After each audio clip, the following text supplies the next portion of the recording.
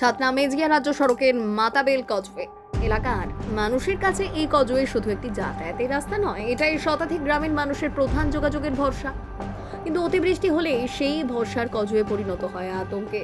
কজওয়ের ওপর দিয়ে জল বইতে শুরু করলেই বন্ধ হয়ে যায় যান চলাচল, বিচ্ছিন্ন হয়ে পড়ে বিস্তীর্ণ এলাকার যোগাযোগ। স্কুল, কলেজ, বাজার, কর্মস্থল থেকে শুরু করে জরুরি চিকিৎসা সবকিছুর ক্ষেত্রে তৈরি হয় চরম অনিশ্চয়তা। স্থানীয়দের অভিযোগ, এই সমস্যা নতুন নয়। বাম আমল থেকেই মাতাবেল কজওয়ের পরিবর্তে স্থায়ী সেতু নির্মাণের দাবি জানিয়ে আসছেন তারা।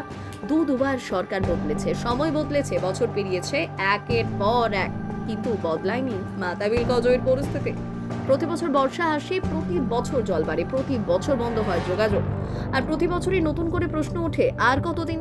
শতাধিক গ্রামের মানুষের জীবন জীবিকার সঙ্গে জড়িয়ে থাকা একটি গুরুত্বপূর্ণ কজওয়ে যদি প্রতি বছর বর্ষায় অচল হয়ে পড়ে, তাহলে এত বছরেও কেন স্থায়ী ব্যবস্থা হলো না?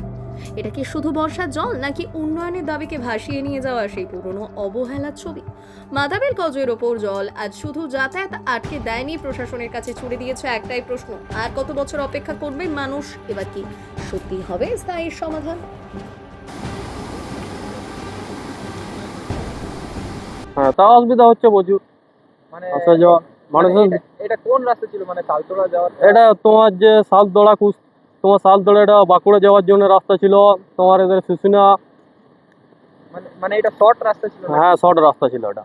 মানে পাশাপাশি গ্রামগুলোতে প্রচুর অসুবিধা হচ্ছে মানুষ যাতায়াত আসার জন্য, কিন্তু রাস্তা নেই। কিন্তু কিন্তু দেখে কত অসুবিধা হয়। প্রচুর অসুবিধা হয়। মানে বলটা ভরে যায়।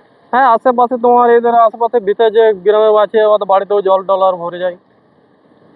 কি নাম আপনার? আমার নাম তুফান ঘোষ। কোন জায়গাটা? এটা মাতাবেল।